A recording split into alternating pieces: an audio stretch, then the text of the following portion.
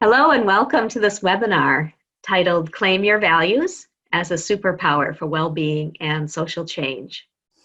I'm Brenda Hudson, co-presenting. I am senior core and lead faculty for the doctoral writing workshops in the Academic Skills Center, and I'm very excited to be here co-presenting with Molly Raymond. Hi, yes, also pleased to be here and happy that you have been able to take some time with us. My name is Molly Raymond, Associate Director of Community Engagement for Social Change at the Center for Social Change.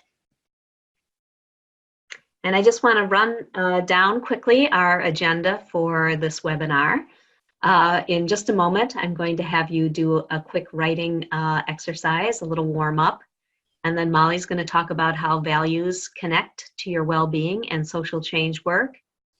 You'll do another couple of quick writing exercises, identifying your top 5 values, and then going on to claim 2 superpower core values.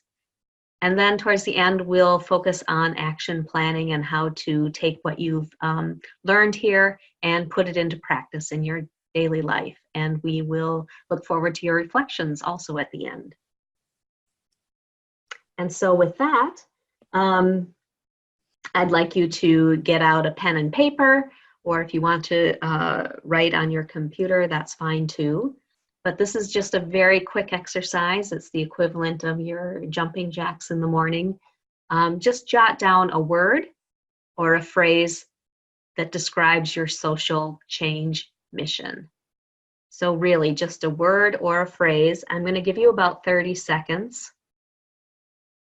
and then we'll come back.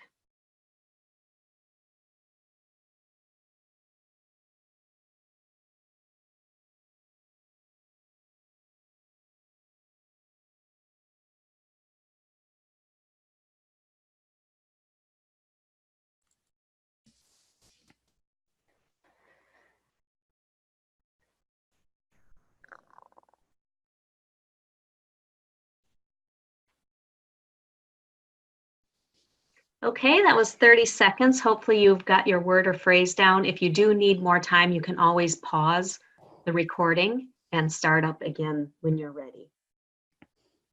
So we'll move on. So we want to do just a quick overview of what values are.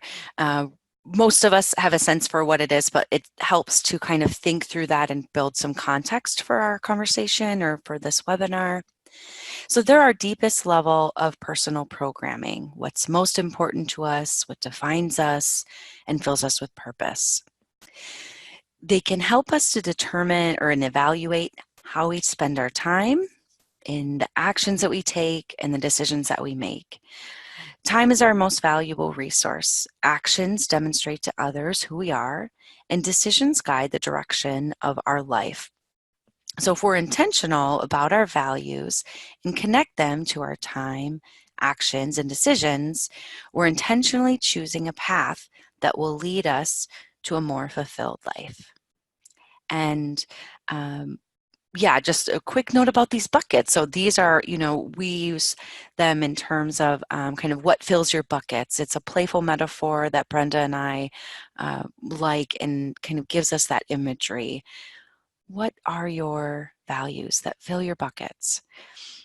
So it helps to take time to actually identify what your values are, right? So if we're able to do that, it can serve as a gift of clarity in our life's priorities. They can serve as an asset during times of ambiguity, confusion, distraction, anxiety, darkness, and the like. So when we're unsure about what our own values are, we're at risk of acting contrary to our values, which can lead to more stress, anxiety, or guilt. So in working with communities in our social change action, it's critical that we understand who we are and what we believe in. This helps us to be aware of commonalities and differences as we build rapport and trust with our partners and fellow community members. Living out our values keeps us aligned and in harmony with ourselves, keeping us in balance and living with internal integrity. So that's kind of just can be a really powerful source of energy when you feel aligned and connected to your values. So similar to knowing our strengths, if we know our values, they can guide us in knowing what our gifts are and how we can make a meaningful difference to enhance our impact in the areas that are most important to us. That kind of purposeful connection is so energizing. And thus, kind of the way that we're framing this around superpower. What's your kind of superpower and helps you get in that, or that superpower is what can also feel like when you're in the flow or in the zone, when you're doing your work and you sort of lose track of time because you're feeling like you're at the place that you need to be at the moment that you need to be. And that's what we're trying to harness. So values can also act as a compass, putting us back on track day after day, moving in the direction toward our version of our best lives. Oops. Oh yeah, sorry. Here we are. Okay, thank you, Molly. I love what you say about values as our internal integrity. That really resonates with me, that phrase. And I also use for myself the phrase of touchstone, like what's my touchstones? That is my kind of internal compass. So here you have a slide with lots and lots of different values on it. So what I'd like you to do next is either use this slide or you can download the accompanying handout that also has this list too. So what you're going to do is go through and select 5 top values, your top 5 values. You don't have to limit yourself to this list here, but we thought it would be helpful to have somewhere to start. So what I like to encourage you to do is be really intuitive about this. Try not to overthink it too much, but just scan through this list and circle or jot down the values that really speak to you. And if you pay attention to your body as you're looking through these, you'll probably notice when one really resonates with you, it's almost like a zing. And I would just say pay attention to how your body responds. Certainly for myself, community, which is at the bottom of the first column, is one of my values for sure. And I always note it whenever I see this slide. It kind of pops out at me. So what I'd like you to do is spend however much time you need by identifying your 5 values. Again, though, try and be really intuitive and consider it like a writing sprint. You're going to do this quickly. We'll leave a few seconds here for you to do that. If you need more than what we're leaving you, just pause the presentation and then come back when you're ready.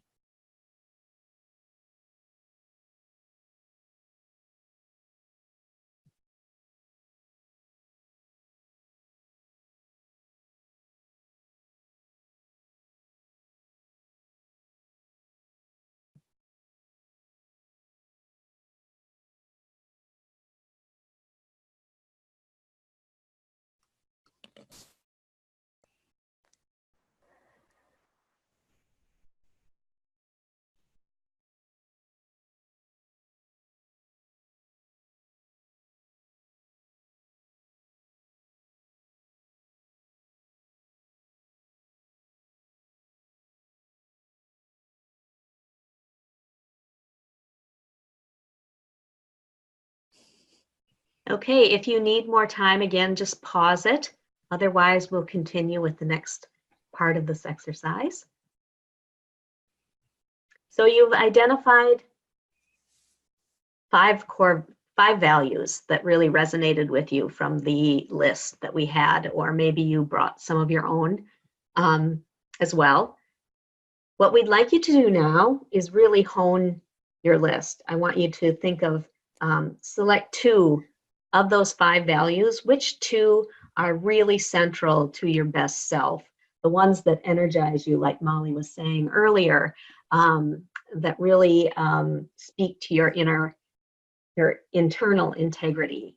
What are your touchstones? Which are the ones that really energize you, give you superpower? So again, have you look at that list of 5. Hopefully you were able to identify 5. And then choose from that 5, 2 of your core values, the superpower values. And again, as you're looking at your list of 5, listen to your body. What really jumps out at you? And just know there's no right or wrong answer here. But I'm going to give you just a few seconds to jot down your 2 core values, your 2 superpowers.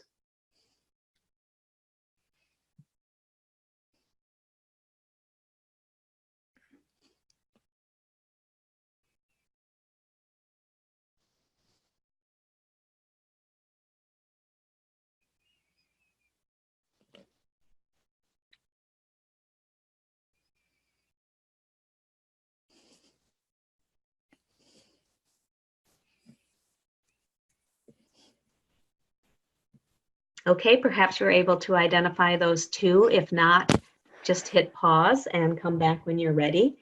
But if you're ready, we'll just carry on. Yeah, and I think a way that is also helpful to be sure that you've got the right 2 for you, at least as you can always revisit this, but like who are you at your best? If you're looking at the 2 you've selected and you imagine you living out those values, when you look at those, does that feel like, yes, when I look at those, that is my best self? That's an important evaluation tool and can really be helpful. So Brene Brown is one of our teachers. We have many that are listed again in our handout that's associated with this presentation. So she says the findings from the research are clear. We can't live into our values that we can't name, and living into values requires moving from lofty aspirations to specific observable behaviors. And that's what we're hoping that we can help you all do.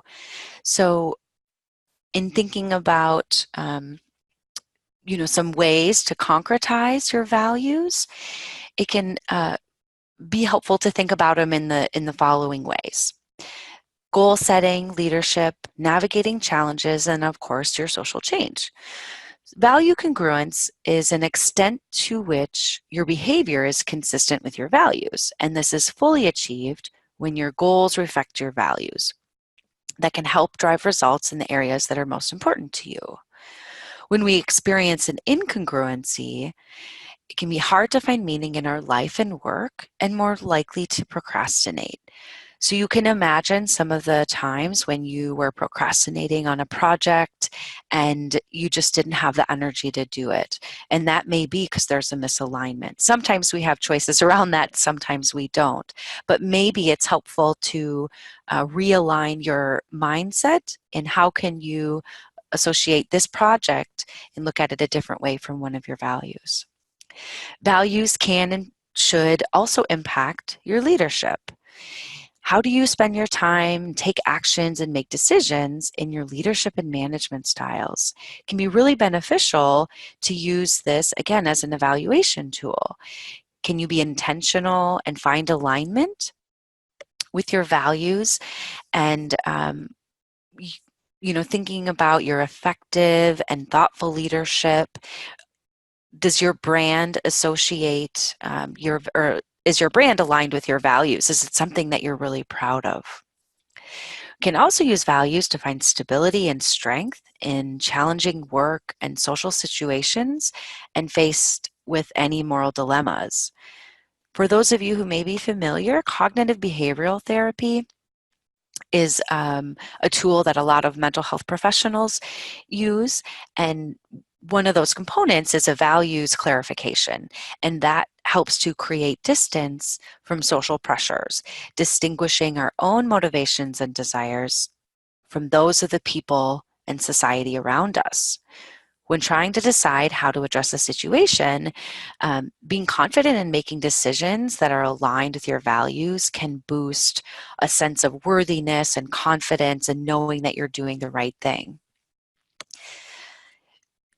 Some may be familiar with the social change model of leadership. For those of you who are not, this is a really great model that the Center for Social Change is kind of looking into and adopting. It's all values-based, and it's a process that results in positive social change and requires group members to act consistent with their own beliefs and values as well as the group's values, which prompts us to consider and integrate and have discussions around what those values are to be sure we're putting forth our best.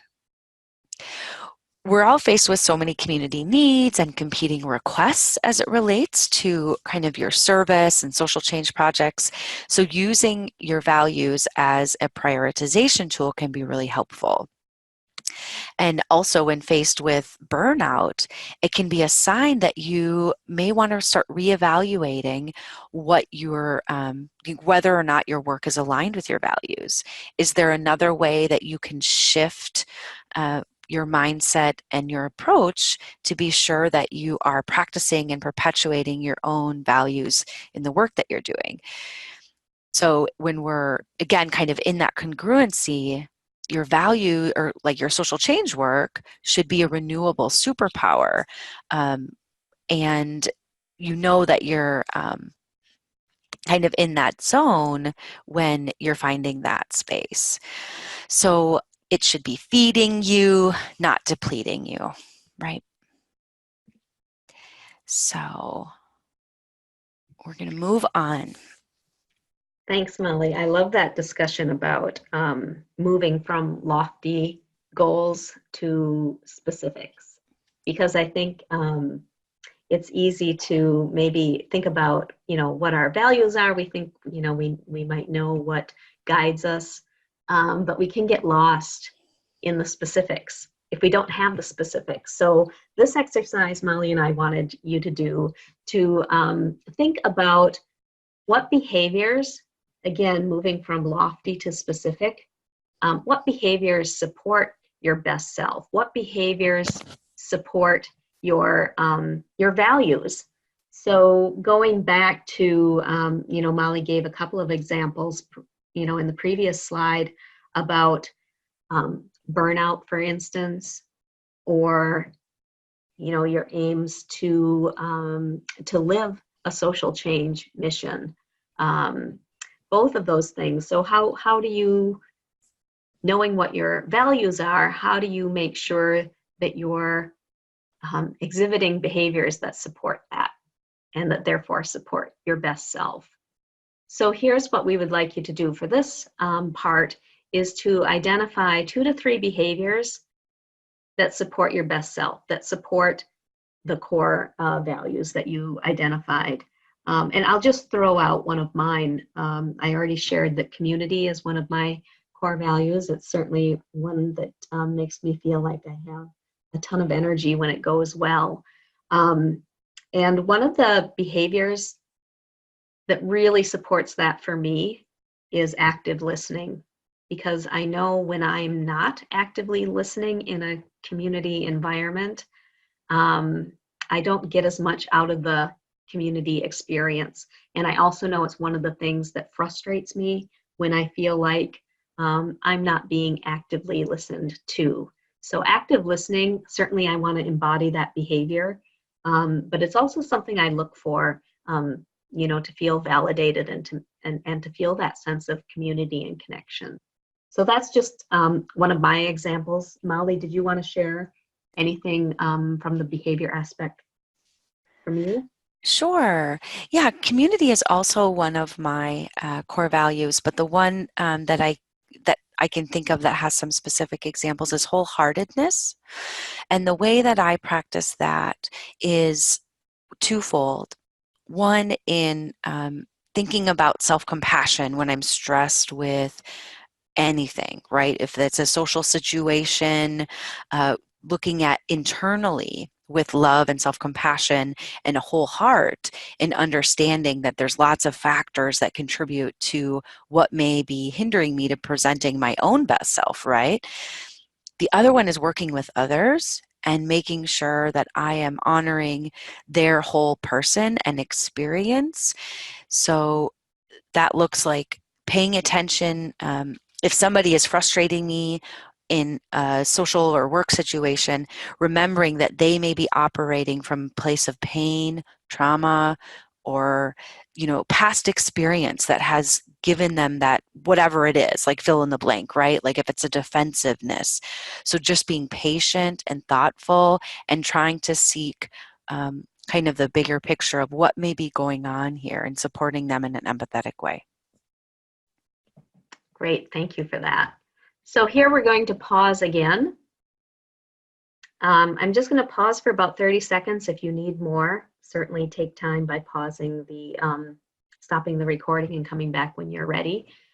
But take this time to identify 2 to 3 behaviors that support your values, your best self. And I'll let you know when time's up.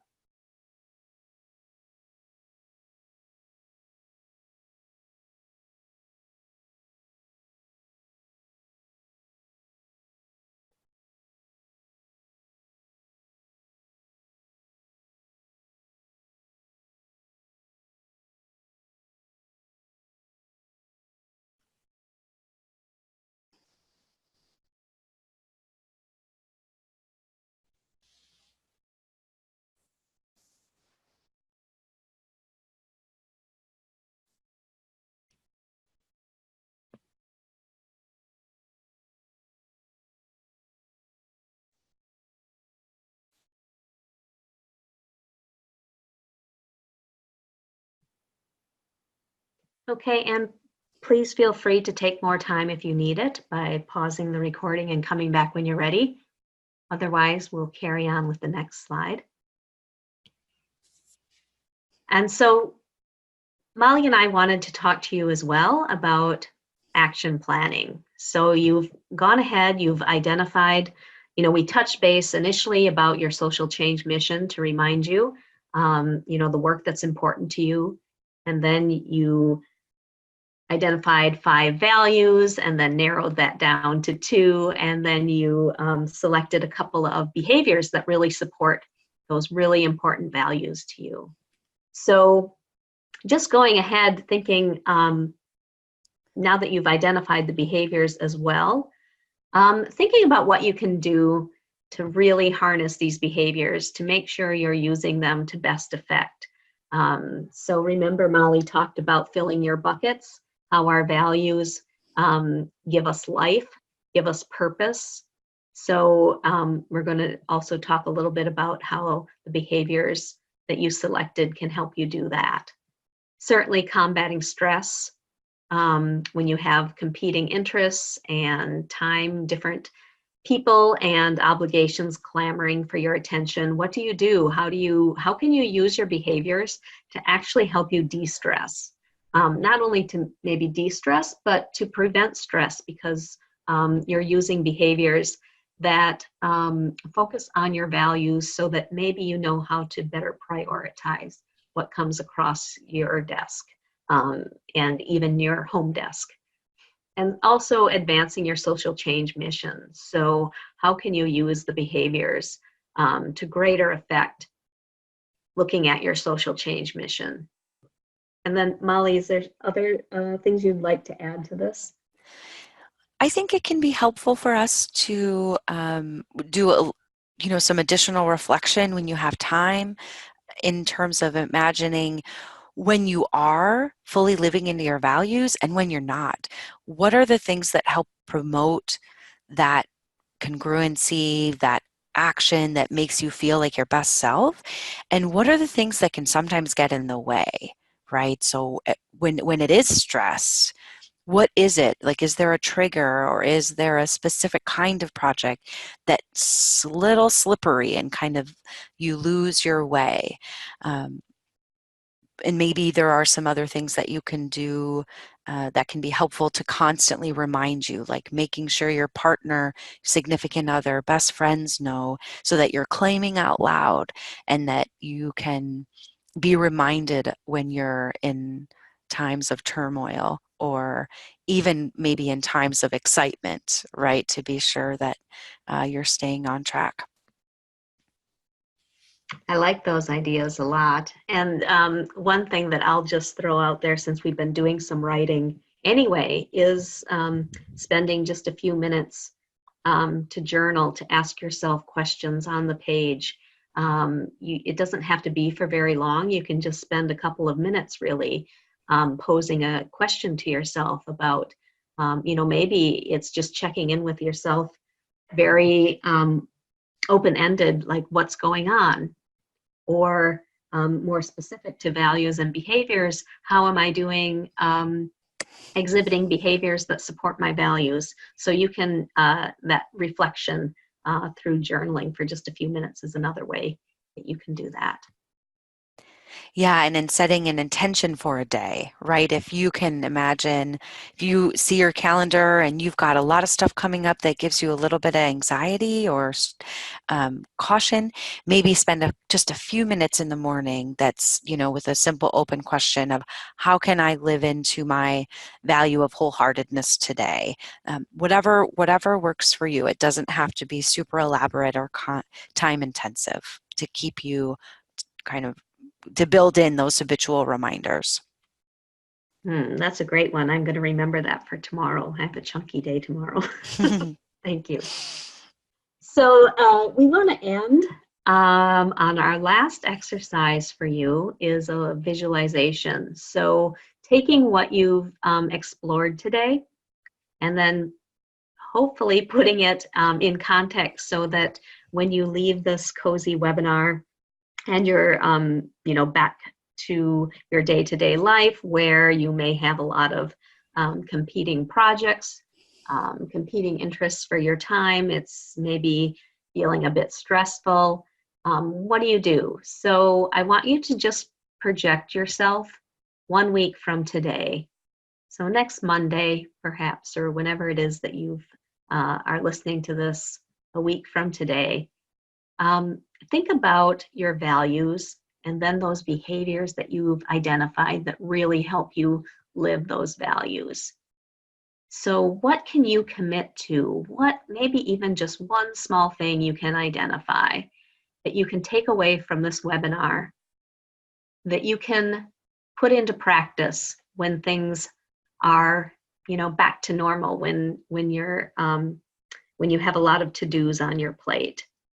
What can you do? What can you commit to so that you're living your values and you're putting into practice those behaviors that support those values? So I'm going to pause this for just 30 seconds or so. If you can write that down, think of what you can commit to, we'll come back.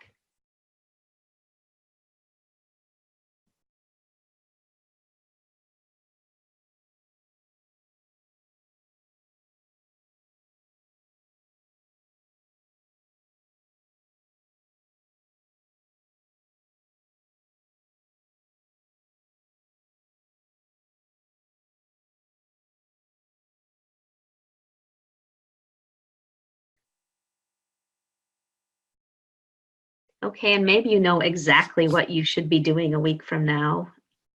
Or if you need more time, just pause and, excuse me, come back when you're ready. But for now, we will advance the slide and say thank you very much for attending. And to remind you that there's a handout accompanying this webinar with not only the values that were provided earlier, but Molly put together some really great resources for additional information on those who inspire us to do this work. Yes, thank you so much for your attention today, or wherever you are. We this is something that we have found to be, albeit very almost rudimentary, if really harnessed, can be transformational in your life. So We appreciate you coming with an open mind and an open notebook, and we would love to continue the conversation. At any time, should you reach out to us, we are looking forward to hearing from you and hearing about your values. Thank you. Thank you.